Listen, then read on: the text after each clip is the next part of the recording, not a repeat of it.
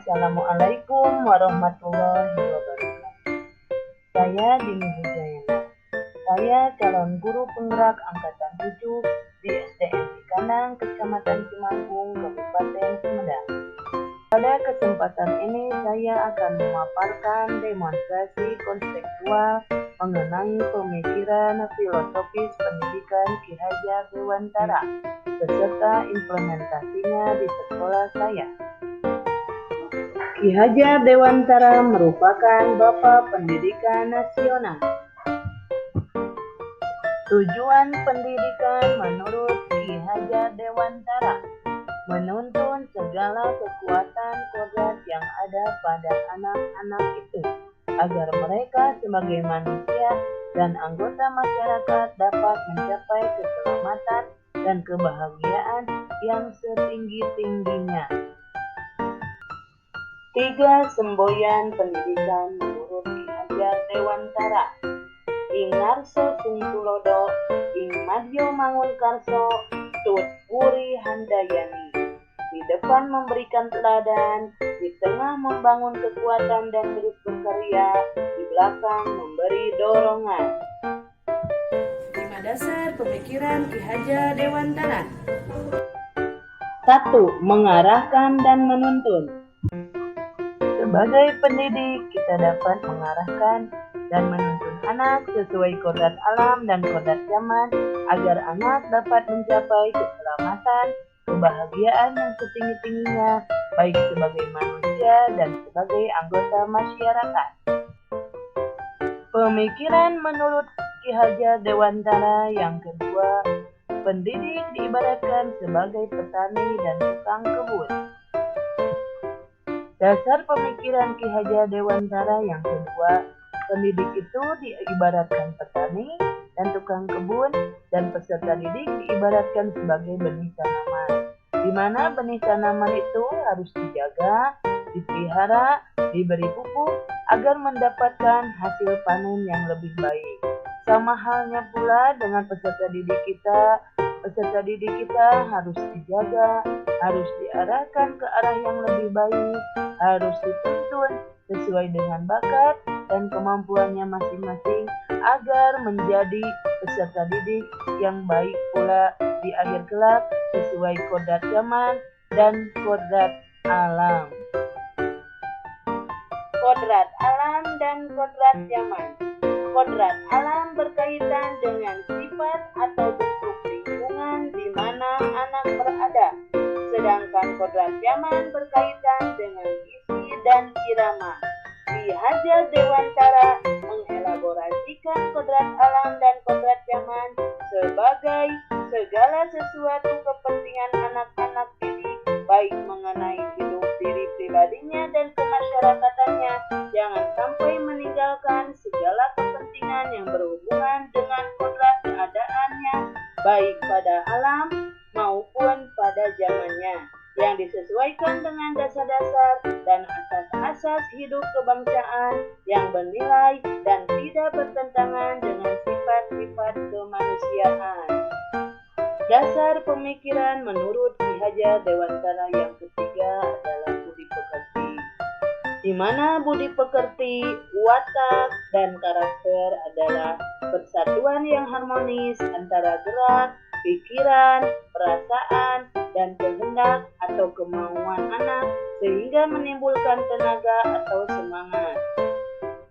Dasar pemikiran yang keempat adalah bermain, di mana bermain merupakan kodrat anak yang dapat digunakan sebagai bagian pembelajaran di kelas maupun di sekolah sehingga pembelajaran bisa diintegrasikan bermain sambil belajar atau belajar sambil bermain. Dasar pemikiran menurut Ki Hajar Dewantara yang kelima adalah menghamba pada anak, di mana pendidik harus berperan agar bisa memenuhi kebutuhan kodrat anak sehingga anak dapat berkembang sesuai dengan minat dan bakatnya yang dimiliki oleh anak. Filosofis Ki Hajar Dewantara mengenai asas rekor, Yang pertama, konsentris, di mana pendidik harus bisa menghargai keberagaman dan memerdekakan belajar anak sesuai kodratnya. Yang kedua, konvergensi, di mana pendidik harus menerapkan pendidikan yang harus memanusiakan manusia dan memperkuat nilai kemanusiaan. Dan yang ketiga adalah kontinuitas, yang artinya pendidik harus menerapkan pendidikan untuk selalu lebih maju ke depan, tidak boleh menghilangkan nilai akar budaya yang diterapkan pada anak didik.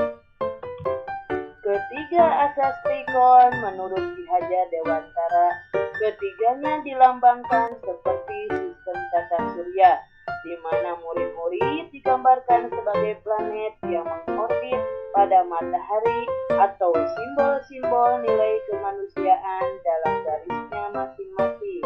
Setiap planet berevolusi dengan kecepatan yang berbeda-beda, namun tak pernah berhenti untuk bergerak. Implementasinya di sekolah saya adalah sebagai berikut. Implementasi di sekolah saya, kami sebagai pendidik mengadakan pelatihan, bimbingan, dan ekstrakurikuler sesuai bakat dan kemampuan anaknya masing-masing yang ada di sekolah kami. Kegiatan pembiasaan karakter. Kita sebagai pendidik tidak hanya mentransfer ilmu, tetapi juga kita sebagai pendidik harus bisa mentransfer nilai-nilai karakter yang berbudi pekerti dengan menerapkan 5S, senyum, salam, sapa, sopan, santun. Menerapkan pembiasaan sikap gotong royong. Perjalanan pendidikan zaman kolonial. Pada tahun 1854, para bupati menginisiasi pendirian sekolah kabupaten, tetapi hanya untuk mendidik calon-calon pegawai. Kemudian di tahun yang sama lahirlah sekolah-sekolah putra yang hanya mempunyai 3 kelas, di mana rakyat hanya diberikan pengajaran membaca, menulis, dan berhitung seperlunya saja, dan hanya mendidik orang-orang pembantu yang dapat mendukung dalam usaha mereka.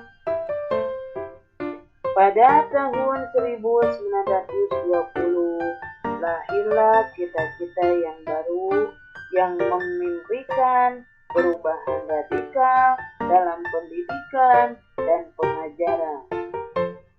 Dan pada tahun 1922 lahirlah Taman Siswa Yogyakarta sebagai gerbang emas kemerdekaan dan kebebasan kebudayaan bangsa. Pendidikan zaman kini. Ki Hajar Dewantara hendak mengingatkan pendidik bahwa pendidikan anak sejatinya menuntut anak mencapai kekuatan kodratnya sesuai dengan alam dan zaman.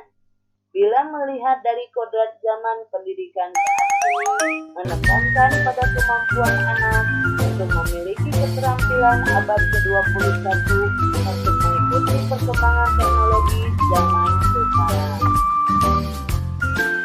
Tantangan penerapan pemikiran Ki Hajar Dewantara sesuai dengan konteks kelas dan sekolah.